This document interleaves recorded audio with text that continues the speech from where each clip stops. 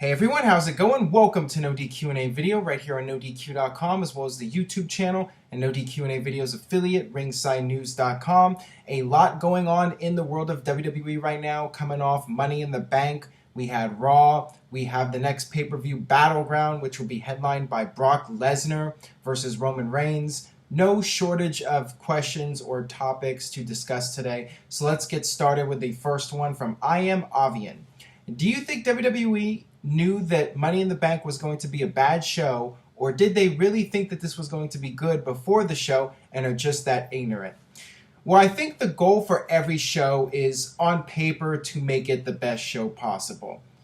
But you never quite know how it's going to turn out. You don't know how the crowd's going to react. You don't know how the wrestlers are going to perform. You don't know how the storylines are going to play out. And sometimes a storyline or match that sounds good on paper turns out to be a disaster, and vice versa. You never quite know 100% for sure. As far as Money in the Bank goes, I do sense going in that because WWE has done so many pay-per-views as of late, that this was probably not at the highest priority.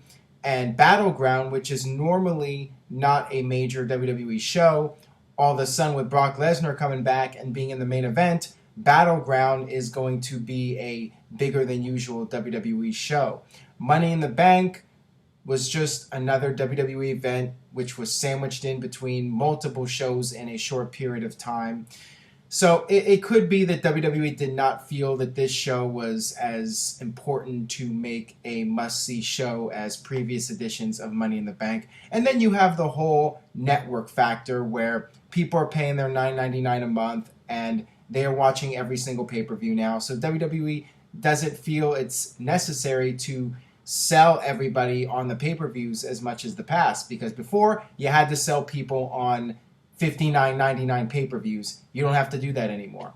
So it's the era changing, the times changing, and just the fact that Money in the Bank was one of many WWE pay-per-views in a recent period of time, and the fact that Battleground has Brock Lesnar on it. I think it's a combination of all those things. All right, this one comes from CM Spunk, and he's got a lot to say. So let me get this straight. Dean Ambrose gets powerbombed onto the barricade twice, once on a ladder, has multiple chairs buried on him, and he still gets up for a contested finish. What will it take for someone to sell? And then he also added, also, would you agree WWE has made a mistake by having two of KO's pop-up powerbombs fall against Cena? I think it just makes it look weak.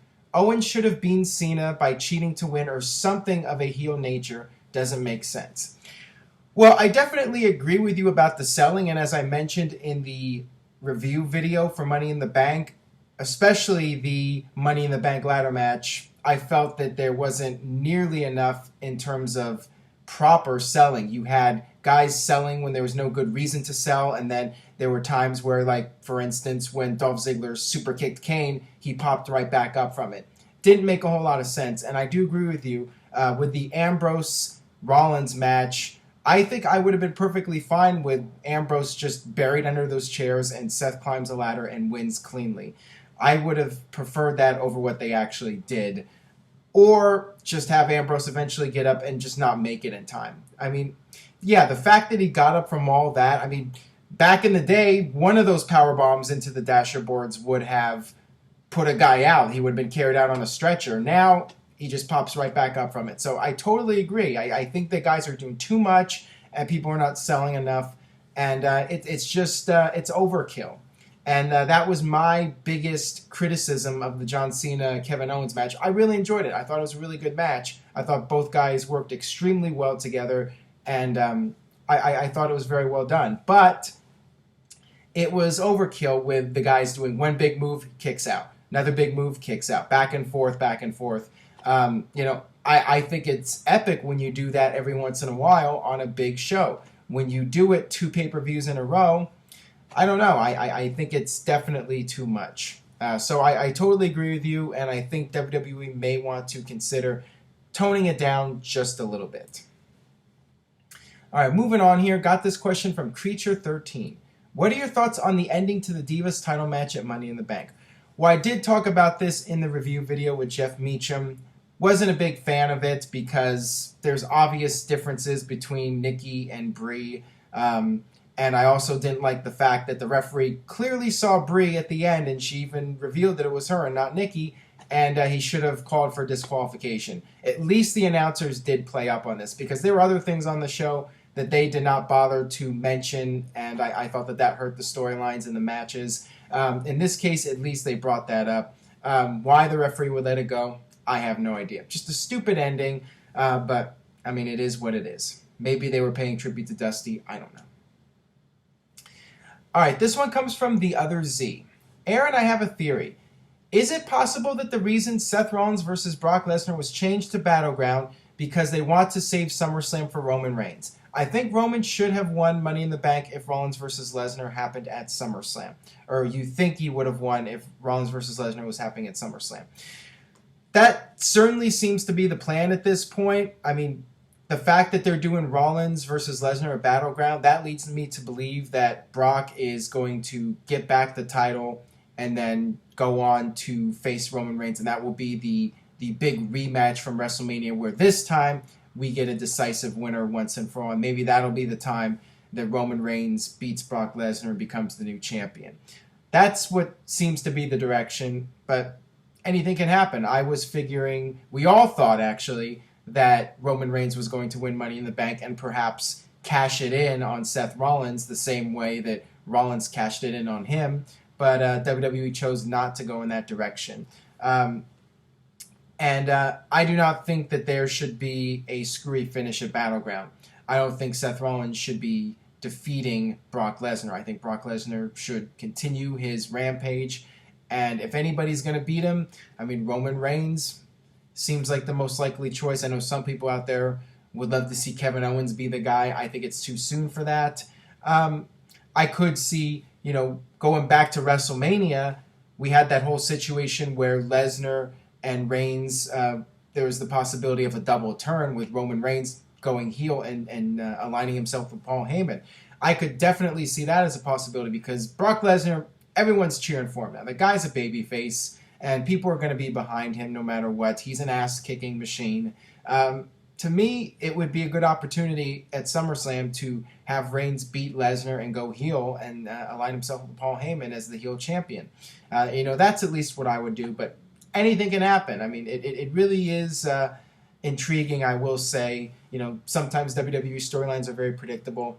This one isn't, although I also sense that WWE probably doesn't even know exactly what they want to do for SummerSlam at this point, and they're going back and forth on it. All right, this one comes from Kane Yo-Yo for the win. Hey Aaron, what did you think of Kevin Owens' pop-up power bombing Machine Gun Kelly? I really enjoyed it and felt as if a hip-hop segment on Raw actually meant something. Please answer in video. Cheers from the Valley in Cali. Is that the San Fernando Valley? Just wondering. Regarding the angle on Raw with Kevin Owens, I felt that it made Kevin Owens the biggest babyface in the world. I'm sure I'm not the only person that was so happy to see Kevin Owens stop Machine Gun Kelly. Not a big fan of that type of music personally. But, I think it was cool that he went along with the angle and, it went off well. I mean, they just conveniently had a little stage there for him to be powerbombed off of. But, it was a very safe bump and it looked good and the crowd reacted to it. And, it'll probably get WWE some publicity. So, yeah, I definitely thought it was a memorable Raw segment. And overall, I thought Raw was a good show this week. And, they're starting to build up towards the major summer storylines, with Brock Lesnar and Seth Rollins. And it does seem like they're building up to a Seth Rollins versus Triple H feud, all that dissension between them now. So it's going to be an interesting couple months. I think things are finally going to start picking up in WWE heading into SummerSlam. All right, this one comes from Dan Weiss 88304. Hey Aaron, longtime viewer and first-time asker. I wanted to know if you think that the This Is Awesome chants are too overused these days. It seems like anytime there's a match that winds up being above average, the crowd starts chanting. I totally agree with you. I feel that fans just chant it because they like to chant things. And it's definitely happening way too often. I mean, there have been a lot of good matches, but matches that have "this is awesome" chants when they're not that awesome, it waters it down. And I think the fans just do it because they want their voices to be heard. And anytime they see a cool spot, they're like, "This is awesome." But yeah, I think fans need to tone down on it. But they're gonna do what they're gonna do. All right, this next one comes from Mr. Wrestling 85. Hey, Aaron, just got one question. Are the Bella Twins faces or heels? I'm just as confused as the WWE creative team at this point. So maybe you can help me out. Please answer in video. Well, I would have to say that it depends on who the Bella Twins are feuding with at the time. If they're feuding with Paige, then I guess they're heels. If they're feuding with Naomi, then they're baby faces. I don't know. I don't think WWE knows. I think that they don't really care. It's just the Divas division to them, and it doesn't matter who the heels or faces are. I don't know, but I will tell you this: the fact that it's not clear makes me care all the more less about the Divas division, and I'm really hopeful WWE will turn things around. I mean, it feels like they're starting to put more emphasis on the Divas division, and they are trying to take it more seriously because the matches are longer on pay-per-view, and also the last two pay-per-views, the Divas match hasn't been given the death spot like it usually is given.